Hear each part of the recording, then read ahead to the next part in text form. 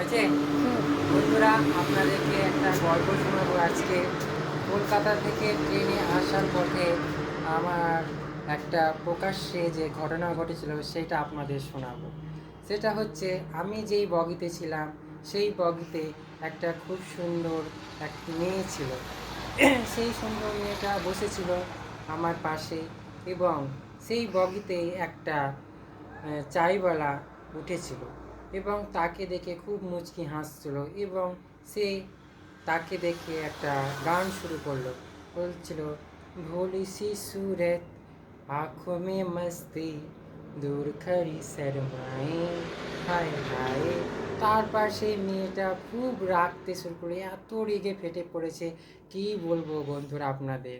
এবং সেই মেয়েটাও তারই ভাষাতে তাকে বোঝালো, বলল, काली सी सूरत हाथों में कटली और खली चिल्लाए, चाय चाय चाय चाय।